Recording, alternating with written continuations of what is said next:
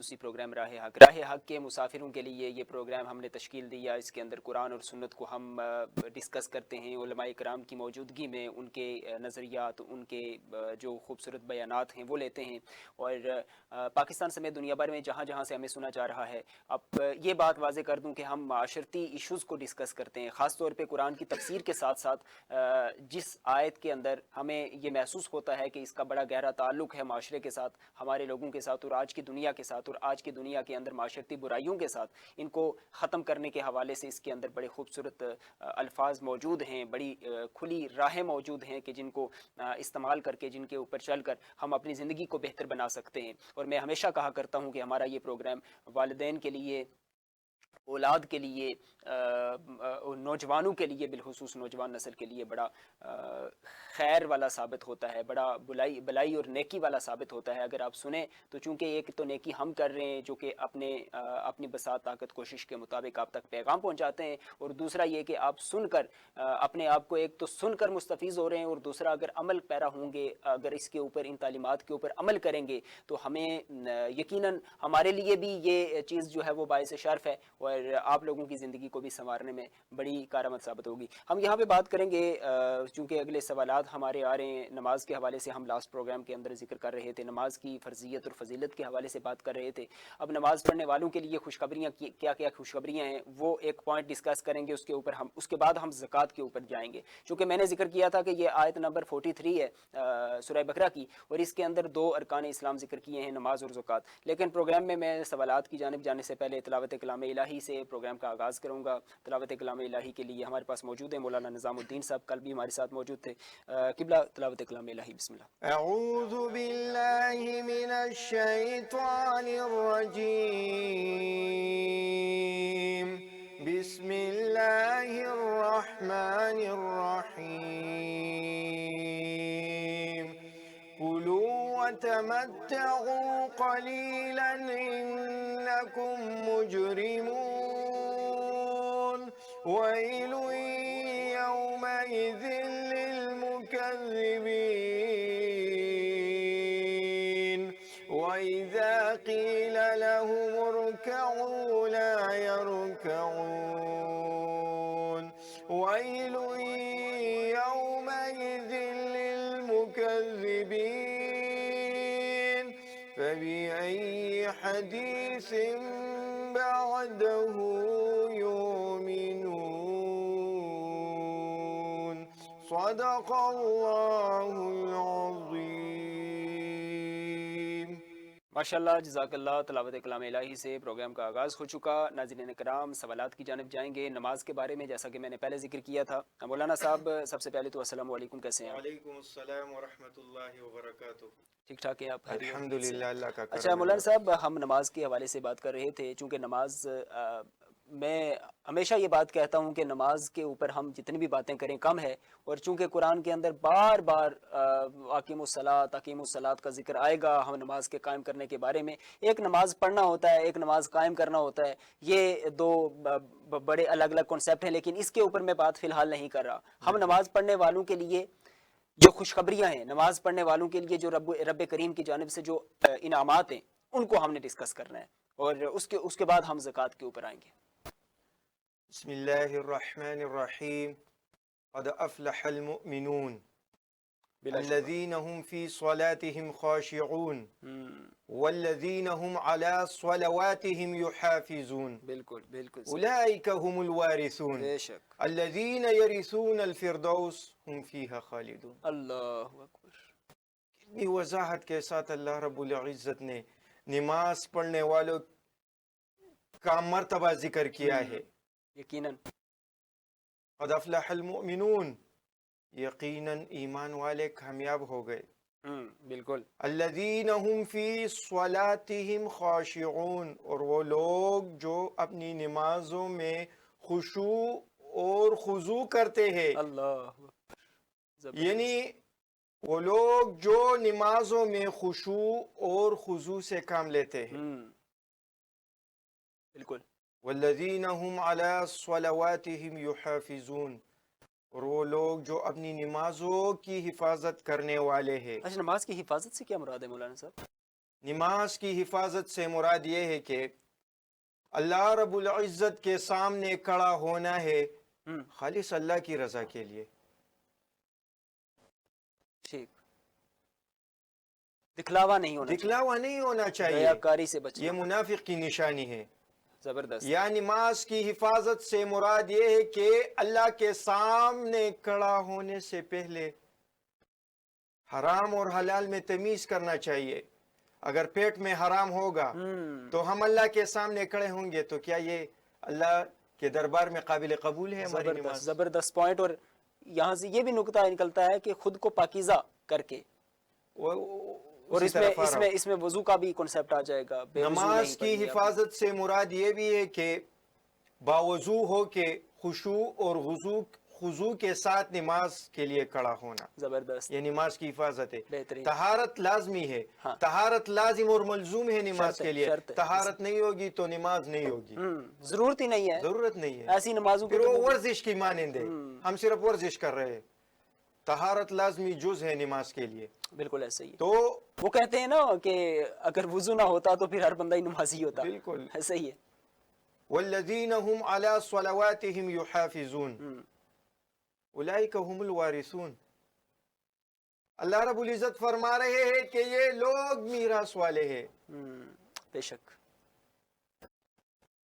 اولئک هم الوارثون الذین یرثون الفردوس هم فیها خالدون. جنت کس کے لیے ہے؟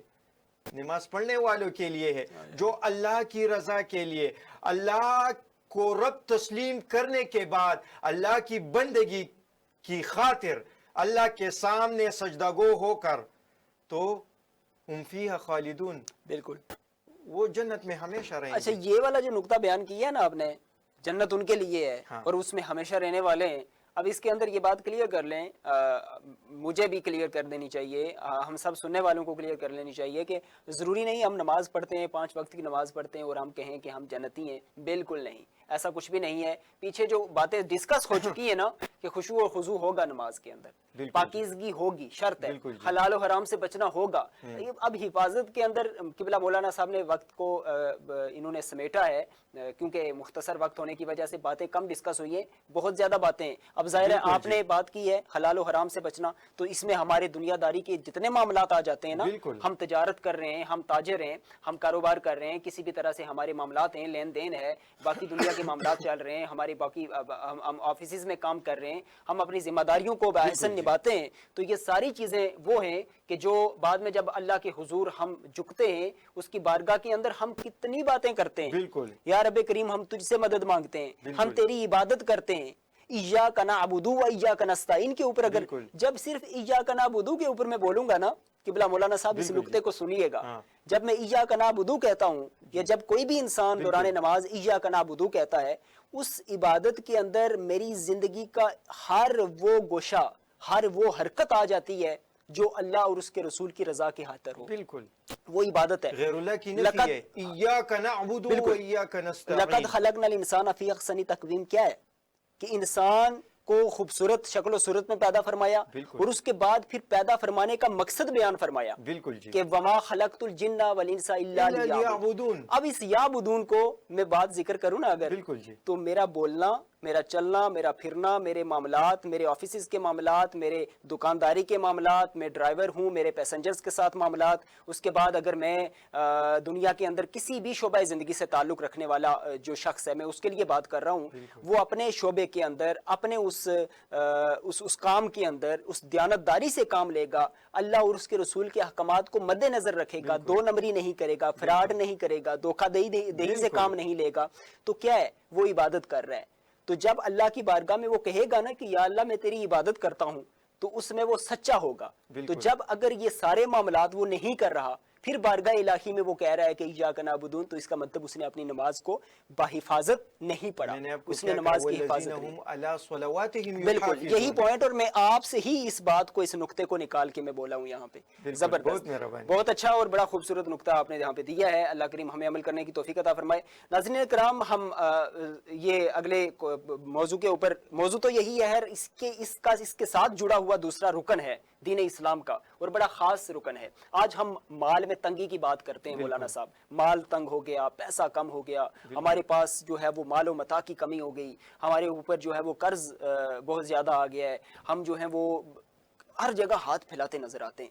تو اس کے اندر اللہ رب العزت نے کچھ اصول, کچھ ضابطے مرتب کیے ہیں, تو ہم ان کو بلا دیتے ہیں. اب ہم بیشتر لوگوں کو پتہ نہیں ہوتا زکوٰۃ کے بارے میں. زکوٰۃ, پہلے تو ہم مصارف, زکوٰۃ کے مصارف ذکر کریں گے, اس کے بعد پھر ہم بات کریں گے مولانا صاحب کہ زکوٰۃ جو ہے وہ صدقات سے کتنی ریلیٹ کرتی ہے, اس کا کتنا تعلق ہے اس کے ساتھ, اور زکوٰۃ اور صدقات میں فرق کیا ہے, اور زکوٰۃ کن لوگوں کو دینی چاہیے, ظاہر مصارف کے اندر وہ آ جائیں گے. لیکن زکوٰۃ پیسے کے اعتبار سے, مال کے اعتبار سے بڑھوتری کا سبب بنتی ہے, انکریزمنٹ ہوتی ہے, اور یہ کس قدر ہوتی ہے, اس کو بسم اللہ ذکر کریے گا. بسم اللہ الرحمن الرحیم. جیسا کہ میں نے نماز کے بارے میں ذکر کیا, نماز اسلام کا بنیادی رکن ہے, بنیادی ارکان میں سے ایک رکن ہے. اسی طرح زکوٰۃ بھی اللہ کی طرف سے ایک امر ہے مسلمانوں کو کہ مسلمان اپنے مال میں سے سال گزرنے کے بعد کچھ ہی حصہ اللہ کے بتائے ہوئے لوگوں میں تقسیم کرے, اپنے مال میں سے دے دے.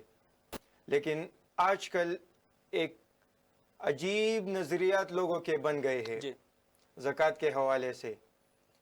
لوگ یہ سوچتے ہیں کہ اگر ہم یہ زکوٰۃ دیں گے تو اس سے تو مال کی کمی ہے, اور نبی علیہ السلام کا فرمان مبارک ہے کہ زکوٰۃ سے مال کم نہیں ہوتا, بلکہ زکوٰۃ مال کی بڑھوتری کا سبب بنتا ہے. بالکل ایسے ہی, بالکل ایسے, کیونکہ اللہ کا امر ہے. جس طرح بدن کی پاکی کے لیے ہم وضو کرتے ہیں, اس طرح مال کی پاکی کے لیے زکوٰۃ دینا واجب ہے. بالکل ایسے, بالکل ایسے ہی.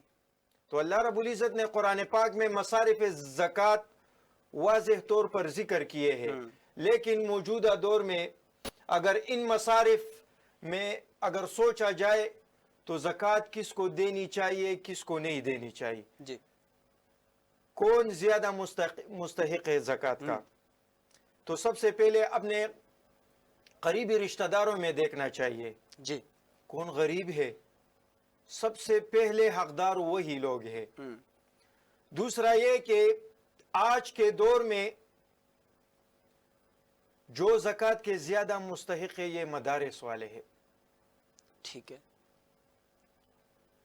کیونکہ مدارس کے ساتھ نہ حکومت کوئی تعاون کرتا ہے, نہ اس کے لیے کوئی سینٹر ہے کہ اس کے لیے چندہ وغیرہ اکٹھا کرے. تو بہتر یہی ہے کہ علاقے میں, آپ کے علاقے میں جو مدارس ہے اور آپ کو پتہ ہے کہ یہ میرا زکوٰۃ صحیح استعمال کرتے ہیں, ٹھیک ہے, تو اسے دینا چاہیے. بہترین. اور آج کل ایک اور شور شاپ کھڑا ہوا ہے کہ یہ فلاحی ادارہ, پتہ بھی نہیں چلتا کہ واقعی طور پر فلاحی ادارہ ہے کہ نہیں, اس کی کوئی شورٹی نہیں ہے نا. تو اس کے لیے اچھا یہی ہے کہ پہلے خود کو شور کرے کہ یہ واقعیتاً فلاحی ادارہ ہے کہ نہیں ہے, یا ویسے زکوٰۃ خور بیٹھے ہوئے ہیں. تو اگر آپ کو شور ہو جائے کہ یہ فلاحی ادارہ ہے, لوگوں کی خدمت کے لیے یہ تعاون کرتے ہیں, تو آپ اس کے ساتھ تعاون کرو. بالکل بہتر یہی ہے. ایگزیکٹلی. تو زکوٰۃ اللہ کی طرف سے ایک امر ہے, اور فائدہ اس کے اندر بھی ہمارا ہی ہے. ہم ناظرین کرام کسی بھی اسلام کے کسی بھی رکن کو, شریعت کے کسی بھی گوشے کو اٹھا کے دیکھ لیں, اللہ رب العزت کے کسی بھی حکم کو اٹھا کے دیکھ لیں, اللہ رب العزت بے پرواہ ہے ان سب چیزوں سے, اور اس کو کسی چیز کی کوئی ضرورت نہیں ہے. خداوند کریم کی ذات وہ واحد ذات ہے, وہ لا شریک ذات ہے, جس کو ہمارے کسی عمل کی, ہماری عبادت کی, ہماری ریاضت کی, ہمارے ذکر و اذکار کی, ہماری تسبیح و تحلیل کی, ہمارے رکوع و سجود کی, ہمارے راتوں کے قیام کی, کسی شے کی ضرورت نہیں ہے. وہ رب کریم ہر چیز سے بری ہے. اب ضرورت ہمیں ہے بھائی, بارگاہ الہی میں جھکیں گے, راستے ہمارے کھلیں گے. کامیابی, جیسے قبلہ نے ذکر کیا پہلے کہ مومن کی جو فلاح ہے, جو کامیابی ہے, جو ایک انسان کی کامیابی ہے, اس کامیابی کا راز نماز ہے، اللہ کی بارگاہ میں جھکنا ہے، خدا کی بارگاہ میں سر بسجود ہونا ہے، گڑ گڑا کے مانگنا ہے، اس کی بارگاہ میں، خداوند کریم کی بارگاہ میں اپنے گناہوں کے اوپر توبہ کرنا ہے، شرمندگی کا اظہار کرنا ہے. یہ ہماری کامیابی ہے. اور پورا نچوڑ جو ہے وہ کامیابی کا یہاں پہ آ کے ختم ہو جاتا ہے.